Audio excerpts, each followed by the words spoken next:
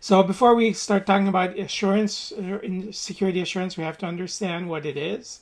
So this is a form of guarantee that is provided in relation to access control, security privileges, and enforcement over time as users interact with an application or a system. So it's basically mechanisms that we put in place that are going to help the organization make sure, just a little bit like insurance is a protection, assurance is a way to mechanisms put in place to help us to understand that we're in a relatively good situation. So there's many things that will drive this, but basically the idea that we want to provide interested parties in some opinions about the government and the management of our enterprise information systems. And this will be done in relation to some objectives that we will set. We're going to define these objectives in line with the business objectives and try to maximize the value that we're getting from this assurance process that we're putting in place. And we may have some regulatory or compliance issues. Remember, we've discussed compliance before. There may also be some contractual requirements that we have for which we need to provide some assurances that we're doing what has to be done. So the framework that we're going to be talking about in this course to help us with that is COBIT 5, in particular COBIT 5 for assurance guidelines. And so this is going to provide us some guidance on how to use the COBIT 5 framework to put in place the assurance and sustain assurance provisioning and assurance functions in the organization. Provide us with a structured approach on how we're going to be doing this, and make sure that we understand some examples of how this works. So this is all going to be provided in some of the documentation that we have. As you know, I've mentioned before, we're an ISACA accredited program, and we have access to the ISACA COBIT 5 material, which you will find on our Moodle site, which will help you to ensure that what we're doing. Also, we're going to be doing some case studies in which you'll have the opportunity to see some examples of how this would apply. So this provides many benefits to the organization at all the different levels. Of course, at the executive level and the audit committee, it provides us a better understanding of who's supposed to be doing what, and also give us some reliable data on how this is going to be working. It's going to be useful for the auditors, give them better understanding of their responsibilities as well. But having a structured and a comprehensive approach on how we're going to do assurance. The external auditors also provides a structured framework, but a common language so that all the stakeholders understand what it is that we're talking about. The chief information officer and the IT management. Again, the structured framework, which provides a common language. From a compliance point of view, in all the different stakeholders involved in compliance.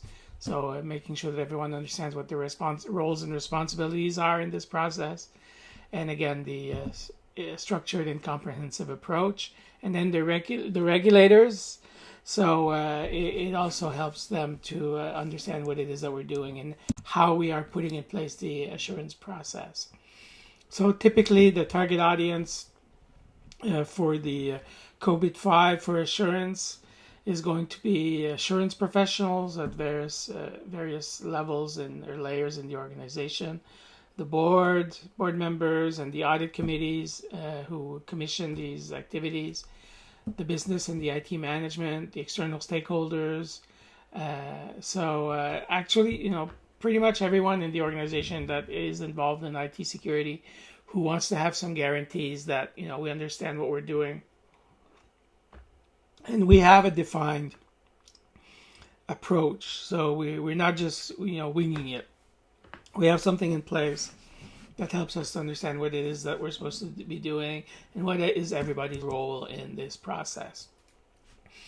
So this is an example from the ISACA COBIT 5 documentation that is showing you who's doing what and what are the roles of the different stakeholders at different levels. So the third party, so we have the assurance professionals, the accountable party, the users, the assurance process itself, and so which is going through basically ABC steps. So 3 steps: determining the scope, understanding the subject matter, and then communicating about the process. And so in doing that, they're going to be going through different steps. Communication being the key element here, because the whole point of doing assurance is giving assurances to the stakeholders. And so this is going to be done through the communication phase.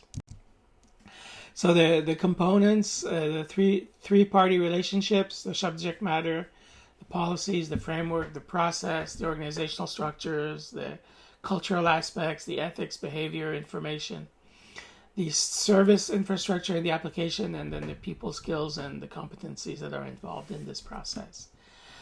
So we need to have some criteria on how we're going to do this, and these have to be well documented. So COBIT, of course, that we're using here, which is an example of those. There's others as well. We talked about NIST, was it last week or a few weeks ago? The NIST frameworks. We talked about ISO, so the 27001, 27002, and that whole series of standards. There's many different criterion that could be used here. So the execution, and the conclusion, where based on the observations, the facts, the documentation, the assurance professionals are going to analyze all the data, identify their weaknesses and the root causes, and try to determine what are the risks that are involved, and then how we're going to tie all of these together in that. So there's different types of assurance activities. Mostly we can say generic and specific, so that cover overall aspects of assurance, and trying to identify the key roles and satisfying the requirements, the general requirements of the key stakeholders. Or we can have specific aspects that relate to specific elements of the organization. Think of, again, a few weeks ago, I think we talked about PCI DSS for credit card processing. So, that would be a specific thing when we're looking at specific parts of the business. In this case, relates to credit card processing and the customer data environment. So the information, the credit card data relating to specific customers, that whole environment may be involved in some specific assurance activities that relate to that specific area. And so they may be, for specific assurance, they may be particular steps that need to be put in place to identify certain areas of weaknesses, or some re-evaluation process, or some regular audit processes that have to be put in place. Again, PCI, and the ones that we talked about so far, PCI is probably the best example of those situations.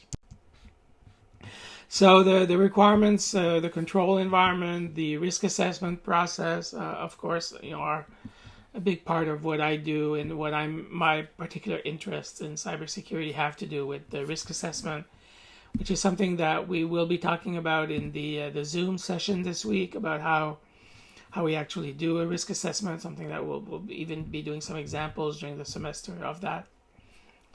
The information systems that are involved, and then the control activities and the monitoring of controls that we're going to be doing. So we're going to be determining the scope of the publications. So who are the stakeholders, and what are the stakes for each of these different stakeholders and stakeholder groups? What are the specific objectives of the assurance initiative that we can all agree on? And we're going to express them in terms of IT-related risk and opportunities.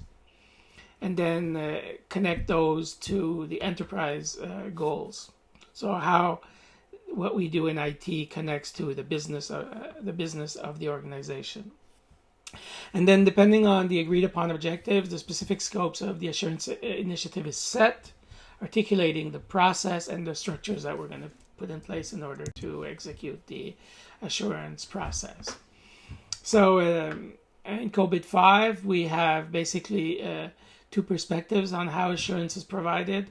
One which is based on the assurance function perspective. So the assurance perspective describes what is required to deliver adequate and sustainable assurance in the organization by making use of the COBIT-5 enablers. And then on the other side, the assessment perspective. So where the assessment perspective looks at the core assessment process and describes how to provide assurance over the IT subject matter represented by the COBIT enablers.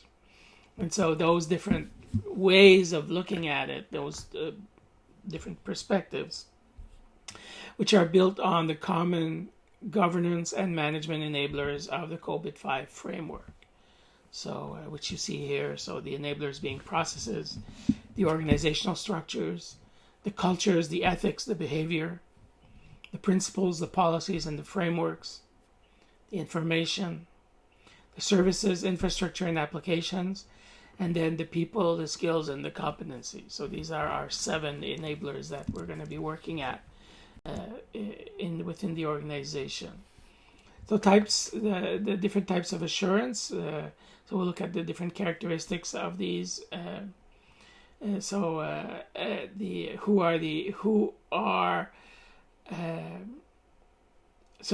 First, the independence requirements. So within the 3 types, so self-assessment, internal audit, or compliance review, then the external audit. So of course, in the self-assessment, there's not really a requirement for independence. In the internal audit, we want to make sure the independence we're going to try to optimize that by making sure that we have different stakeholder groups that are represented in the internal audit process. And then, of course, the external audits, they have to be completely independent.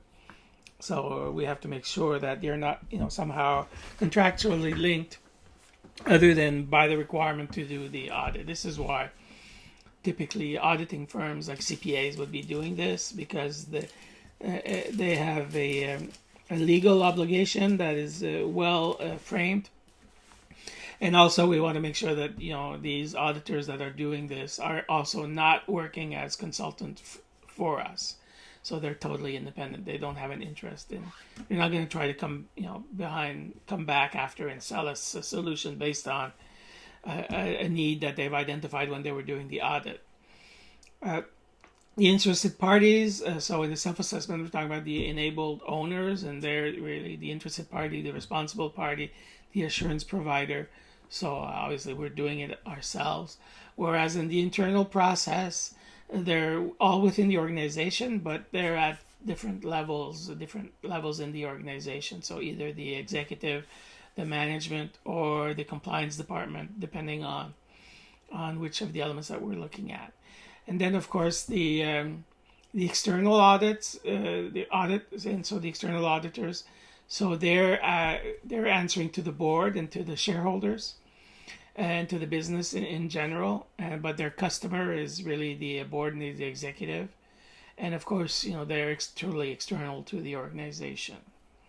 So, as it goes to reporting, the self-assessment will, pretty much have your internal standards, and how you're going to do that is going to be sort of more informal. Whereas the internal audit compliance review is going to have more of a formalized process that is, defined as an internal standard, but also in line with the standards of the industry. So depending what is the certification process that you have in place. And then for external audits, that's actually very highly regulated. So there's some specifics on that depending on what country you're in and what assurance program standard that you're going to be following. And so different rules and standards that would apply to each case.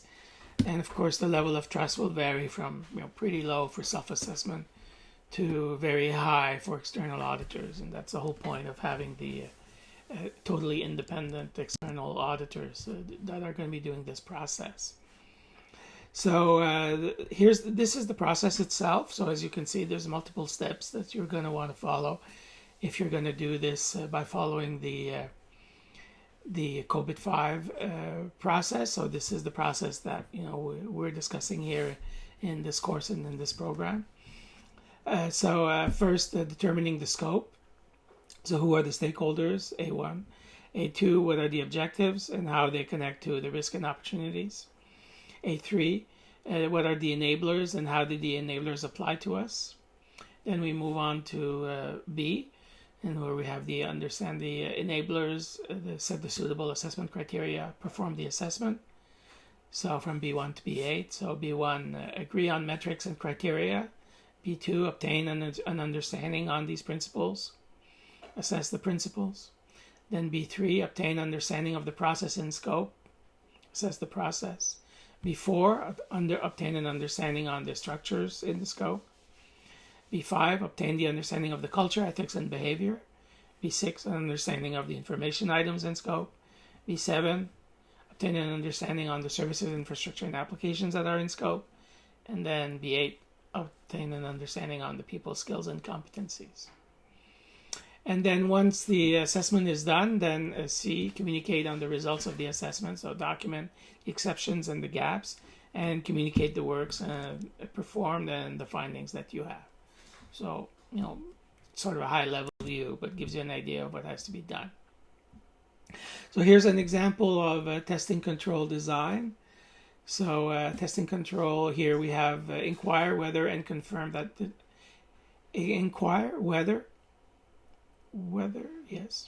and confirm that the change management process allows business owners and IT to request changes to infrastructure systems in operation. 2, inquire whether and confirm that the overall change management process includes emergency change procedures. And so then we'd be doing a sample. Who is it that we're going to doing? What kind of control are we going to do? How often are we going to do this? And what's going to be the sample size that we're going to be doing? And then we're going to test it. So we're going to inspect a selection of changes and determine whether requests have been categorized. Inspect a selection of changes and determine whether changes have been prioritized on predefined criteria. Inspect a selection of changes and determine whether the changes have been assessed in the structured method. And inspect a sample of emergency changes and verify that they have been processed in accordance with the change management framework. Verify that procedures have been followed to authorize, document, and revoke access to changes that have been applied. So basically, we're determining what it is that we're going to do. We're determining what's going to be our sample. And then we're defining what are the tests that we're going to do. We're going to be testing what happens if they are insufficient. So testing the impact of control weakness example. So 1, assess the time and cost of lack of formal change management standards and procedure. 2, assess the time and cost of lack of formal impact assessment to prioritize and authorize changes. 3, assess the time and cost of lack of formal emergency change standards and procedures. So that's basically the process in a more detailed way that we've shown here in this example of what it is that we'd be doing in one element of the standard. It connects to other standards, and I've mentioned a few as we were going along, particularly for COBIT 5 for assurance. So COBIT, it's an umbrella approach for the provisioning of assurance.